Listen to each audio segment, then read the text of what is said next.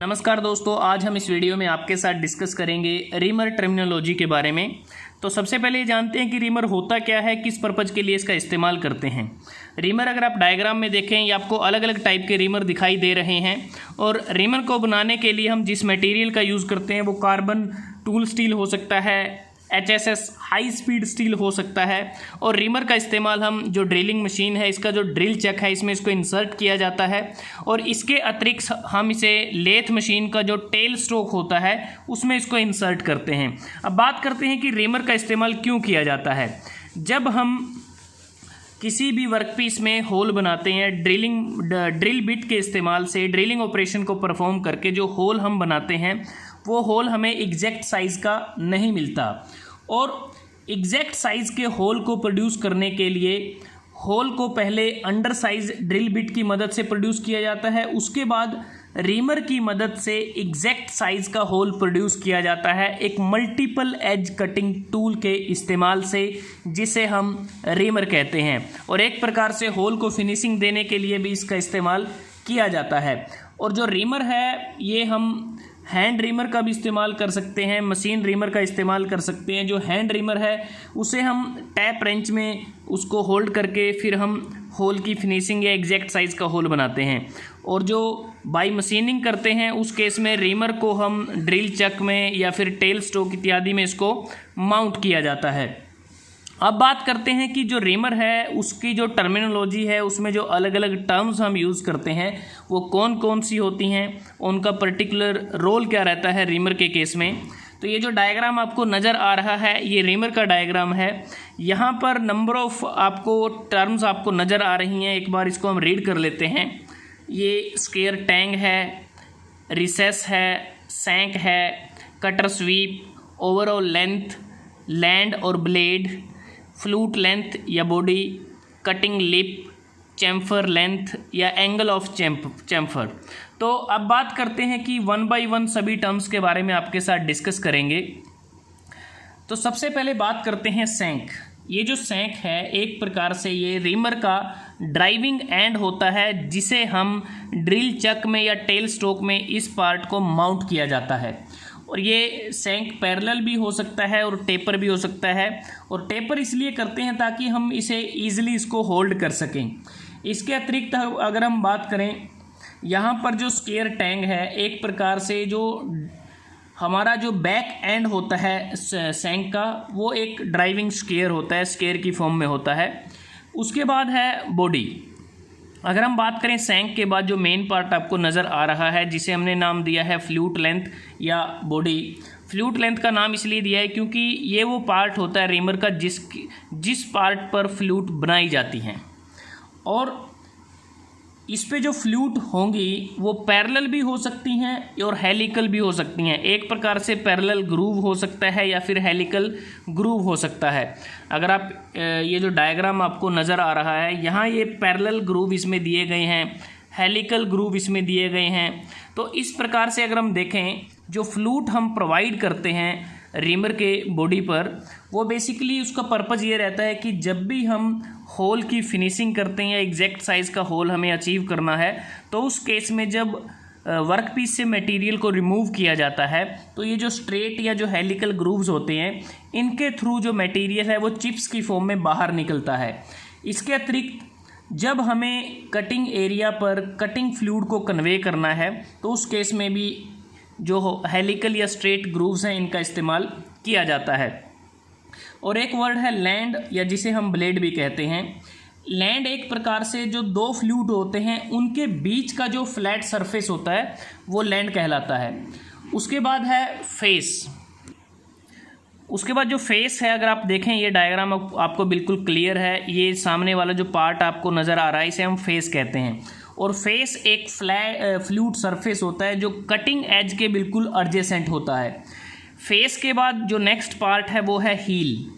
Heal एक प्रकार से जो हम देखें जो हमारा जो फ्लूट होता है, फ्लूट और सेकेंडरी जो रिलीफ होती है उसका जो इंटरसेक्शन एज होता है उसे हम हील कहते हैं। उसके बाद अगर हम बात करें रिसेस, ये जो आपको नज़र आ रहा है ये जो पोर्शन है रिसेस अगर देखें ये सैंक की तरफ होता है। और जो बॉडी का डायामीटर होता है उसके रिस्पेक्ट में इसका जो डायामीटर है रिसेस का वो कम होता है। एक प्रकार से बॉडी के डायामीटर का जब डायामीटर में रिडक्शन होता है और उस रिडक्शन को ही हम रिसेस कहते हैं। उसके बाद है डायामीटर। तो आप डायामीटर अगर इस फिगर से देखें यहाँ से यहाँ तक ये जो कैपिटल डी आपको दिखाया गया है ये मैक्सिमम डायामीटर होता है रीमर का एंटरिंग एंड पर। एंटरिंग एंड जो हमारा होल में इंसर्ट करता है और एक प्रकार से ये एक्चुअल साइज भी कहलाता है। उसके बाद हम बात करते हैं एक्सिस की। जो रीमर का जो एक्सिस है एक प्रकार से वो लॉन्गिट्यूडनल सेंटर लाइन होती है जो एक्सिस होता है और बिल्कुल कंसेंट्रिक होता है। जो रीमर का डायामीटर है उसके साथ वो कंसेंट्रिक होता है। नेक्स्ट है angle of chamfer. Angle of chamfer की बात करते हैं। जो रीमर हम यूज़ करते हैं होल को एक्चुअल साइज़ प्रोवाइड करने के लिए या फिनिशिंग के लिए, तो एंगल ऑफ चैम्फर एक प्रकार से बहुत ही इम्पोर्टेंट है कटिंग एक्शन के लिए, क्योंकि जो कटिंग एक्शन होगा तभी मटेरियल रिमूव होगा और वो मेनली डिपेंड करता है एंगल ऑफ चैम्फर पर। और जो एंगल ऑफ चैम्फर है ये एक प्रकार से जो फ्लूट हम बनाते हैं ईच फ्लूट मतलब कि प्रत्येक फ्लूट पर एंगल ऑफ चैम्फर को यूनिफॉर्मली इसको ग्राउंड किया जाता है, ये जो आपको नज़र आ रहा है। और ये चैम्फर की लेंथ होती है यहाँ से लेके यहाँ तक, ये जो टोटल चैम्फर हम प्रोवाइड करते हैं ये टोटल उसकी लेंथ होती है। इसके बाद आता है मार्जिन। तो यहाँ पर अगर आप देखें ये आपको नज़र आ रहा है कि मार्जिन का पोर्शन कितना रहता है।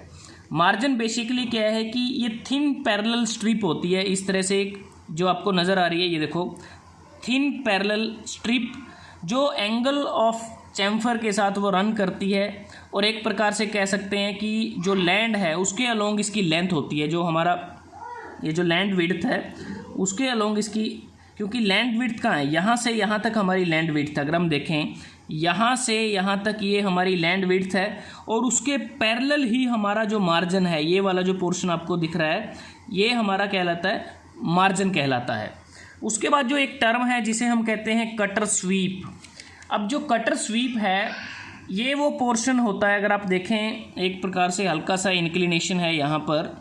कटर स्वीप वो पोर्शन है जब हम रीमर की जब फ्लूट को बनाते हैं, बनाते समय जब मिलिंग कटर एंटर करता है और कंप्लीट होने के बाद जब रिमूव करता है, तो ये वो सेक्शन है जहाँ से हमारा मिलिंग कटर या जो ग्राइंडिंग व्हील है वो एंटर करेगा या लीव करेगा फ्लूट को, उसे हम कटर स्वीप कहते हैं।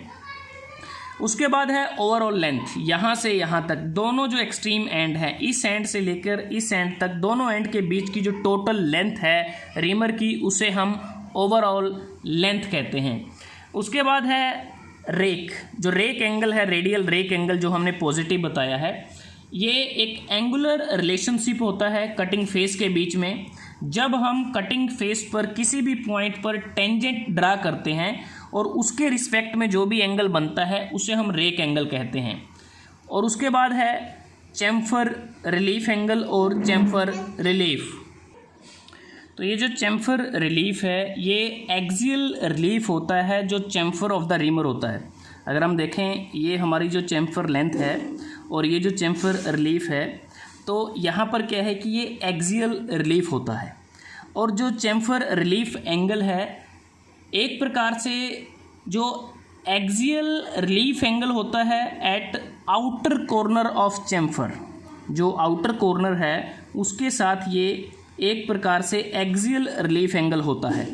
तो दोस्तों आज हमने इस वीडियो में आपके साथ डिस्कस किया रीमर हम किस पर्पज़ के लिए यूज़ करते हैं और रीमर की जो टर्मिनोलॉजी में जो भी टर्म्स यूज़ की जाती हैं वो कौन कौन सी हैं, कैसे उसको हम रीमर पर दर्शाते हैं, रीमर का मटेरियल क्या होता है, कैसे रीमर को माउंट किया जाता है।